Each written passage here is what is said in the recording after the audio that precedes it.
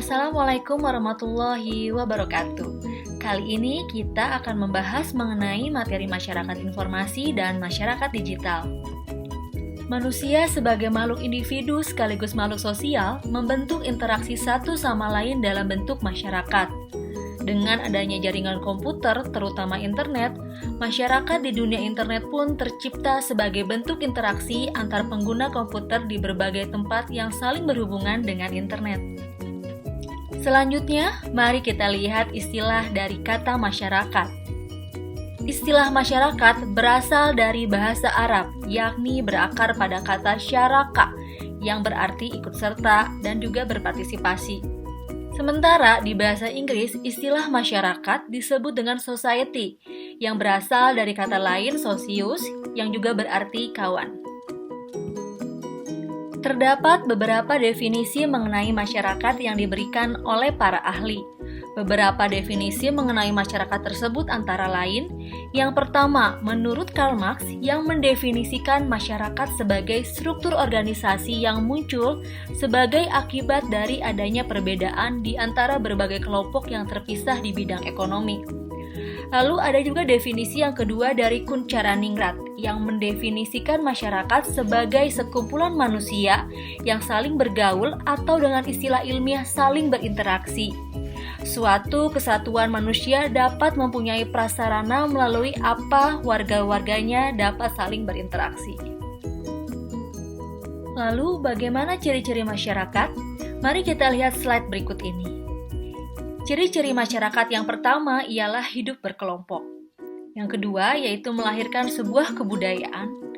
Ketiga, berinteraksi. Keempat, terdapat kepemimpinan. Dan yang kelima adalah stratifikasi sosial. Sebelum kemunculan masyarakat informasi seperti sekarang ini, kita telah melewati masa-masa revolusi pertanian dan revolusi industri.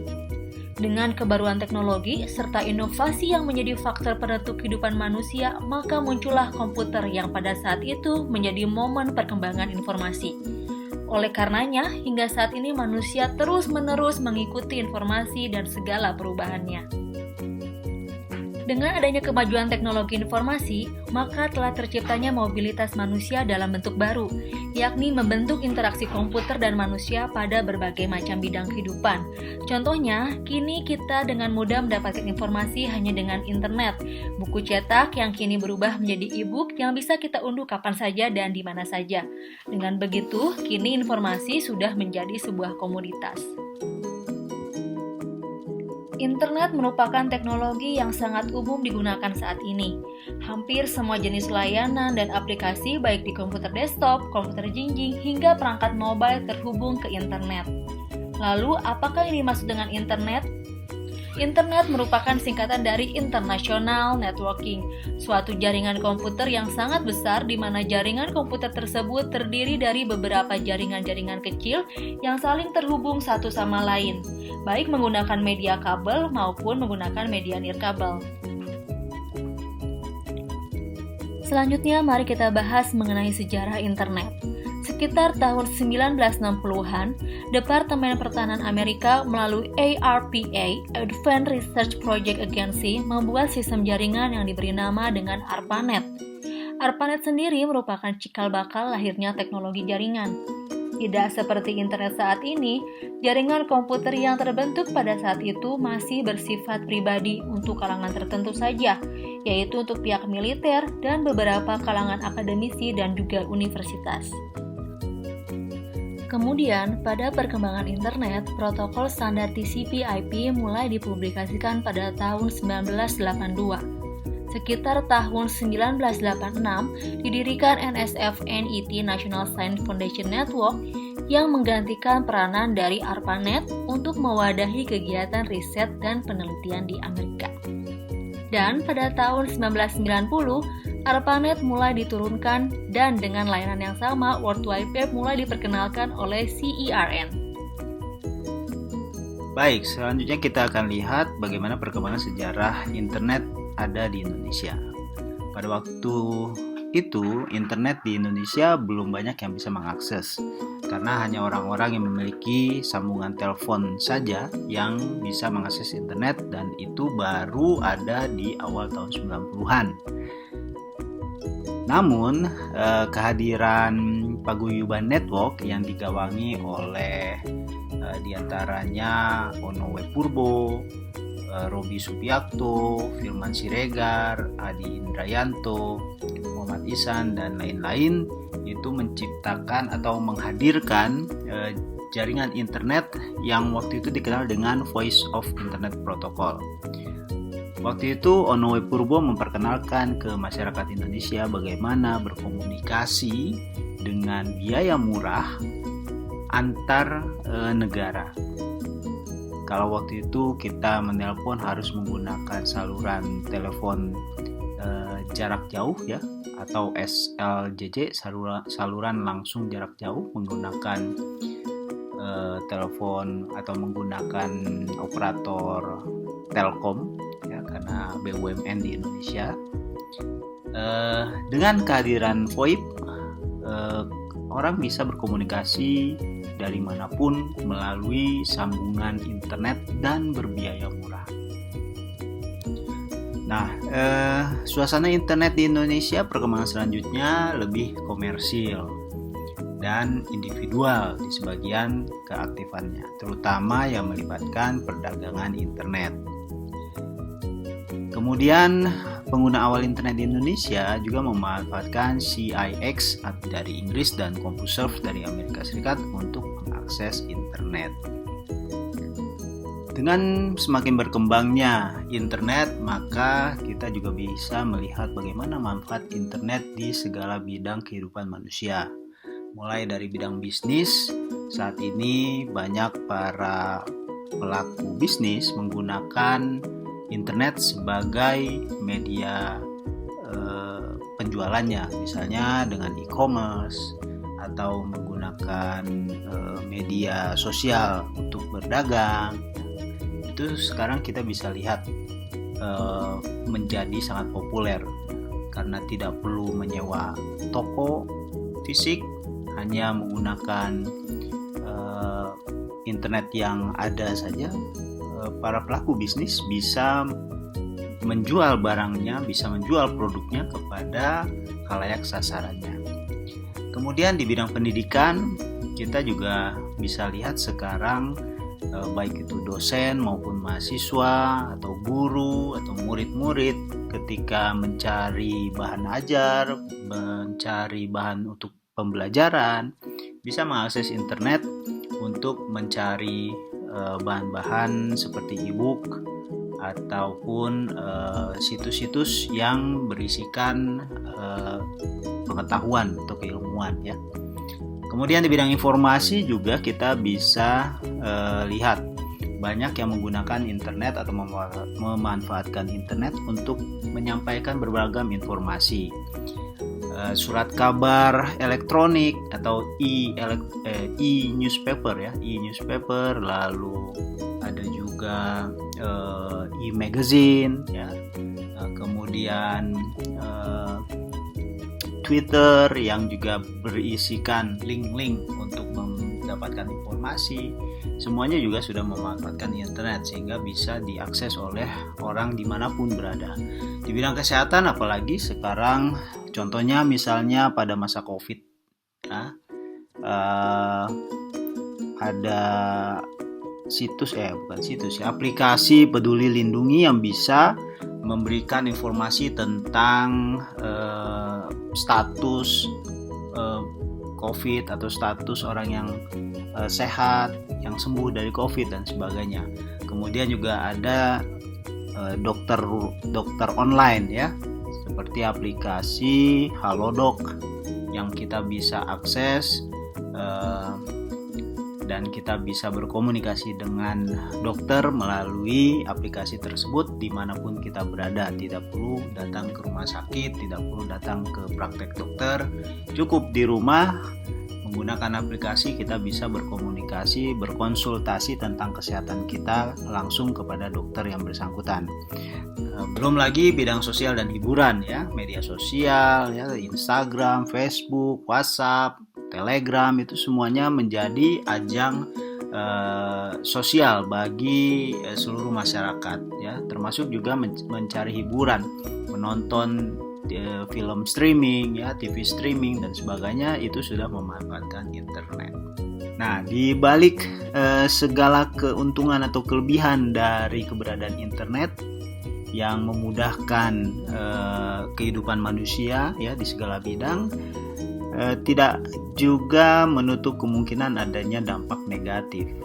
Jelas dampak negatif internet bisa kita lihat, misalnya timbulnya cybercrime ya, kejahatan melalui cyber, pencurian uang ya seperti phishing, kemudian penipuan ya, kemudian ya kasus yang banyak sekarang terjadi adalah pinjaman online ya, yang akhirnya menjerumuskan konsumen menjadi punya hutang yang berlipat-lipat.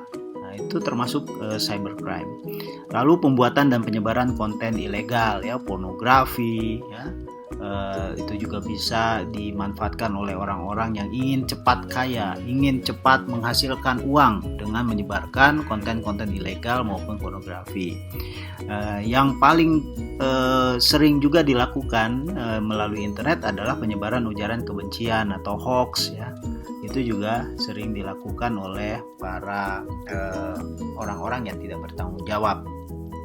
Jadi banyak sekali sebenarnya dampak negatif internet juga kalau kita tidak mengedepankan literasi digital. Nah, oleh sebab itu, internet dan masyarakat ini adalah merupakan satu kesatuan ya. Jadi dalam internet juga terdapat komunitas, masyarakat, dan hukum atau aturan yang harus ditaati bersama agar segala pelaksanaan yang ada di dalam kehidupan internet itu juga bisa terjaga ya, stabilitas atau keamanannya ya. Seperti misalnya Indonesia memiliki undang-undang ITE ya, Undang-Undang Informasi dan Transaksi Elektronik, yang mengatur bagaimana masyarakat Indonesia itu dalam memanfaatkan internet. Interaksi dalam internet menimbulkan hubungan layaknya interaksi antar manusia di dalam kehidupan nyata. Oleh sebab itu, muncullah yang namanya masyarakat internet atau netizen. Nah,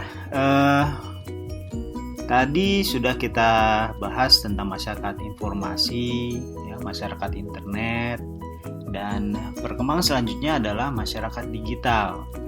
Keberadaan internet menghapus digital divide atau kesenjangan digital dan knowledge divide, kesenjangan berbagi pengetahuan antara masyarakat perkotaan dengan masyarakat pedesaan dan pelosok. Dengan kehadiran internet, masyarakat bisa mendapatkan informasi dengan cepat, bisa menyebarkan informasi dengan cepat ya, mengetahui apa yang terjadi di belahan dunia lain, sehingga meningkatkan digital literasi di masyarakat. Apa sih digital divide itu?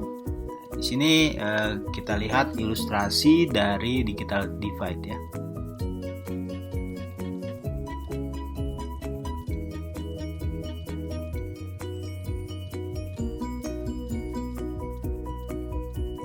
Bisa kalian lihat di sini bagaimana digital divide ini terjadi ya, antara masyarakat di kota dan masyarakat di desa.